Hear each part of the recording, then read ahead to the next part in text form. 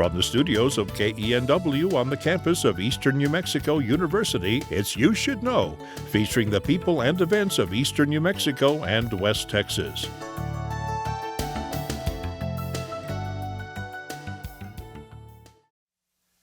With me now is Arthur Garcia, and Arthur is the state director for the USDA rural development people in New Mexico, for the state of New Mexico.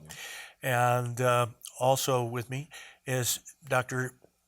Joanna G. Katman, and Dr. Katman is the director of the Pain Center at the University of New Mexico. And Dr. Katman, I'm going to go ahead and say this. It's good to have a doctor in the state. It's great.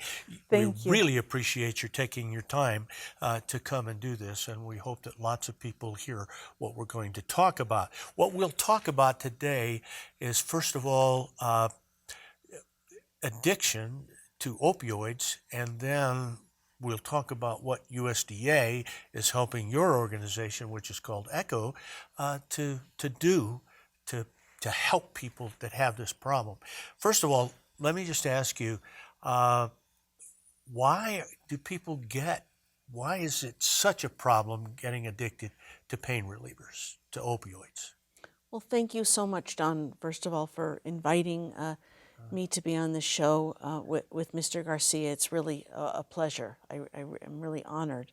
Yeah. But it's really multifactorial why people all around the state and really all around the country are really suffering from substance use disorder. And what we're talking about today really is primarily opioid substance use disorder. You know, it's really a huge public health epidemic, why so many Americans, really on the order of 130 Americans a day, are dying from opioid overdose deaths, either from heroin or from prescription drugs. And many of them began really because they were in chronic pain, and they first started developing an addiction, opioid substance use disorder, from because they started down the road of chronic pain and were given prescriptions of opioid analgesics, and they became habituated to them and addicted, and it became out of control. And then many of those patients moved on to heroin if they could not get enough of the prescription medications. On the other hand, many people who became addicted in this country started on the pathway of intravenous heroin. There's also a third kind of route, in that luckily in New Mexico, we don't have a lot of illicit fentanyl and illicit kind of opioids. Primarily they're the fentanyl kind of medications. Many of them are coming from China these days, China and Mexico. But that's been kind of a killer for many, many Americans, especially in Appalachia and the northeastern part of this country. Okay. I want to say a word or two to Arthur now, and then we'll get right back to you. But Arthur, you work with a government organization, and the U.S. government is really interested in solving this problem, aren't they? Absolutely. Early on, we realized that this is an epidemic, and it has great deleterious effects on people's lives, our economy, all facets of American life. And so we at the federal government and USDA in particular are very dedicated to working with partners like Dr. Katman to really address this problem, to bring all the resources to bear that we can to make sure that we eradicate this particular substance abuse disorder. Okay. Well, Dr. Katman, let's talk about what some of the problems for people, since we have rural development with us today, what some of the problems people have out in the rural communities. If they live right next to the pain center, maybe you have programs right there that'll help them with this. But what are some of the problems that, say, a doctor down in Hobbs or a doctor up in Clovis might have? in the rural communities all around New Mexico and in rural communities all around the country, it's very hard for people to access primary care providers, access specialty care consultation. And so patients in chronic pain, patients with behavioral problems like anxiety or depression that might lead them to perhaps develop a substance use disorder, get the care that they need and deserve. And so sometimes it leads a patient going down the wrong track and develop an addiction that they might not have developed if they got the care in a timely manner. So that's really what can happen. So you are working now to try to help doctors in these areas when they want to help the patient that's got pain, but they don't have all the information they need to help them use the pain reliever without getting addicted to it. Right. And so a program that we developed at University of New Mexico is called Project ECHO, which stands for Extension for Community Healthcare Outcomes. And we create teams of interprofessional experts. So for instance, we have a program called Echo Pain and Opioid Management, where there's experts, we call it the hub, let's say at the University of New Mexico, that reach out to clinicians in all over the state, for instance, in Clovis and Portales and Hobbs and Carlsbad and Raton, various areas. And the clinicians can call in every week, for instance, like on a Thursday from 12 to 2, and present patients who need help that are suffering from substance use disorder or chronic pain, and we'll teach them, we'll guide them through the case, and so that they can better take care of their patient. And we'll teach them about things like safe opioid prescribing. We'll even help them be able to get their license to prescribe buprenorphine. Buprenorphine is one of the medications to control cravings, similar to methadone. And we'll also teach them about how to give naloxone. Naloxone is the antidote while someone is actually overdosing on prescription opioids or heroin or fentanyl. We try to get every person around the state to have naloxone in their home. So whether or not a family member or friend might have an overdose, maybe a stranger down the street, someone at the park might be overdosing. People should have naloxone available so that they can prevent and reverse an overdose. Naloxone is very safe to use. You might walk next door and your neighbor would be in a trance, right, so to speak. Absolutely, Don. Absolutely, and you can save a life. It's one of the most safest medications out there. Let me ask you: Do I need a prescription to get this? That's an amazing question. You do not need a prescription. In 2016, the New Mexico State Legislature passed a standing order, meaning that anybody in the state, I think you need to be over 16 or 18 years old, can go to any pharmacy and ask for naloxone without a prescription. You do not have to have an opiate substance use disorder. You can get naloxone. It might cost you, a few dollars, but it can save a life. And if you have an opiate substance use disorder yourself, or you know somebody, having naloxone in your house or in your car is very important. Very good. Yeah. Very good. Let me just say that I watched a video on YouTube, Right. About a family that had trouble with their son, Right. and they made the mistake of throwing him out. Okay, you're addicted. You won't get off of this stuff. We don't want anything to do with you anymore. It's really not the answer, to most of these problems, is it? Unfortunately, what we need to educate is that addiction is a chronic disease. not at all different from diabetes, not different from arthritis. If we can kind of get the word out that addiction is a chronic disease, that sometimes patients have relapses and remissions, failures and successes, and that eventually most patients get better. And it's really in our best interest as a community and a society to help patients through their relapses. We'll all be better off.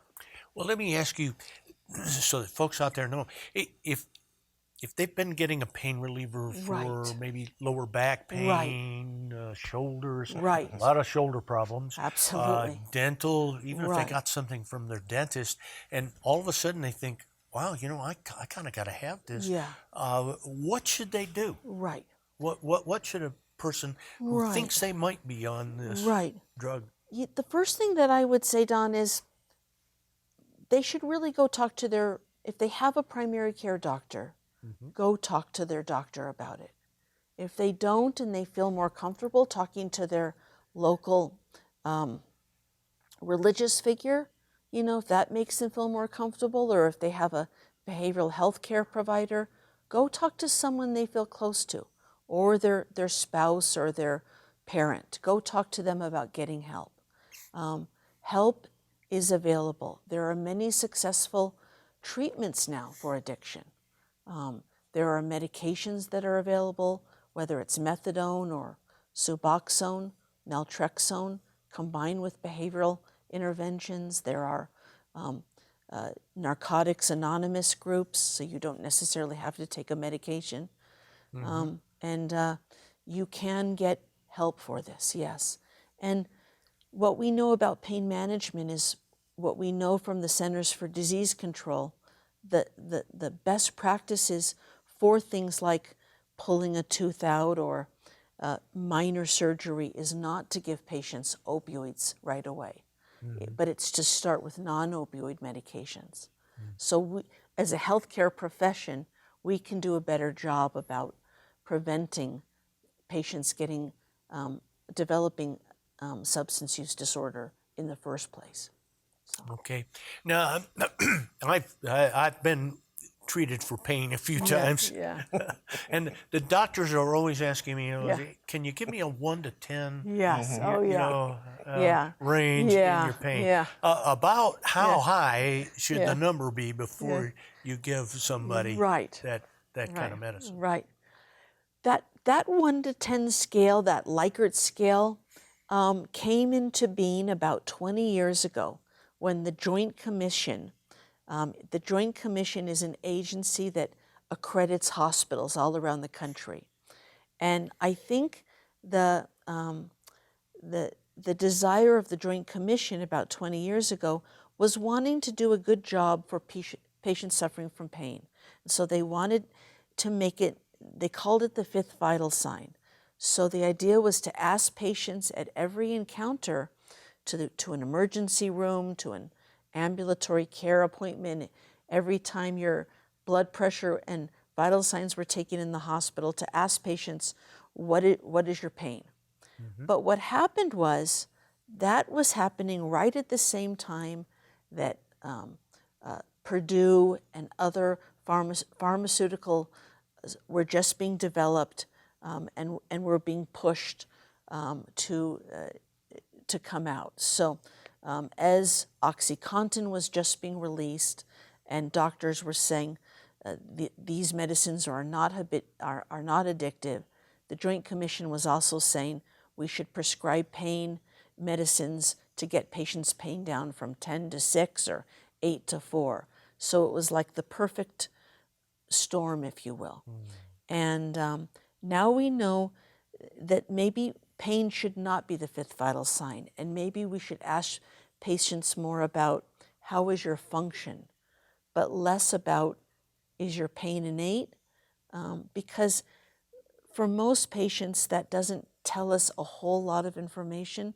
It's probably better to ask patients, are you able to walk better on your medications? Are you able to play ball with your grandson? Are you able to walk around the market? But the pain score itself doesn't give us a lot of beneficial information. Okay, well, thank you for that Yeah. information. Tell me, how is USDA helping you Yes. with ECHO? Oh my gosh. Well, Arthur and Terry and Ernie, they've just been an amazing team. The USDA does so much for the health care of rural New Mexicans, whether it's for the, the, the rural health, getting ambulances, getting housing, getting mortgages, getting improving the intranet and internet facilities and increasing bandwidth. They really help. And how I have associated with the USDA has primarily been through Project ECHO.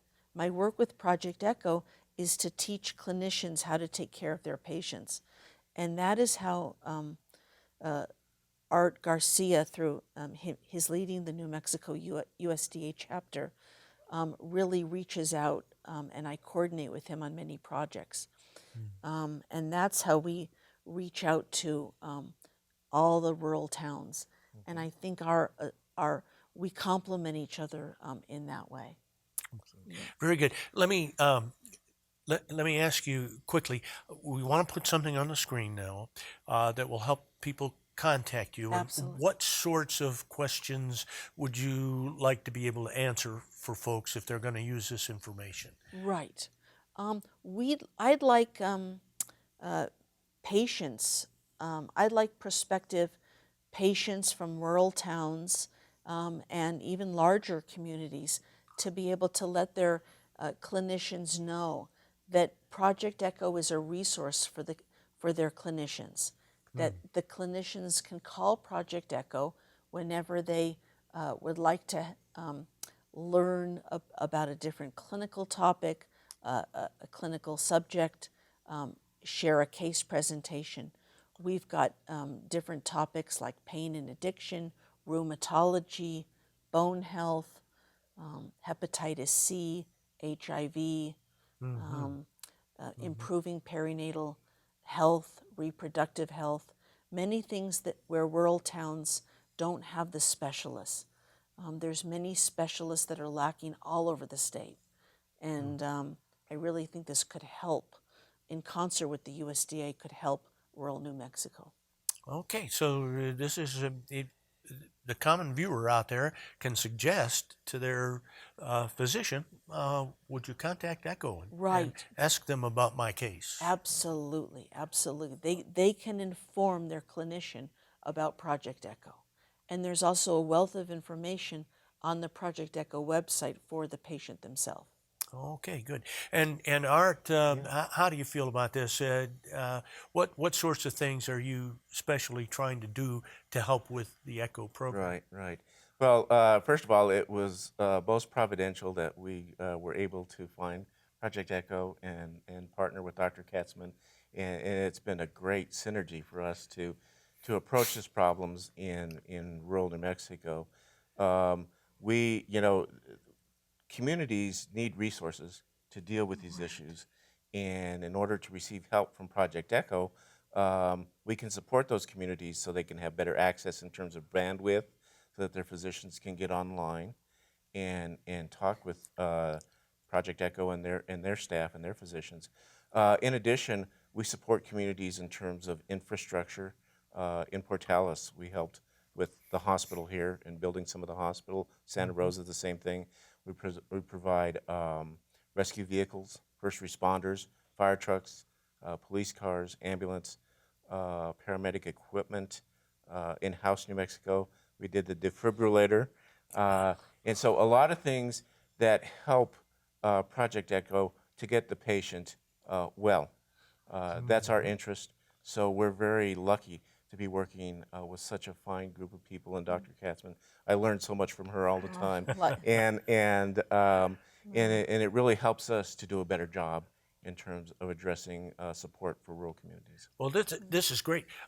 What do you say to your to your people in Washington who contact you and say, well, how you doing down there in New Mexico? Do you tell them about ECHO and what you're doing Well, with ECHO? they certainly know. Dr. Katman and her group have been at the White House with Ann Hazlett, who addresses this in rural America all across the country, and they have very serious discussions about approaches to patient care.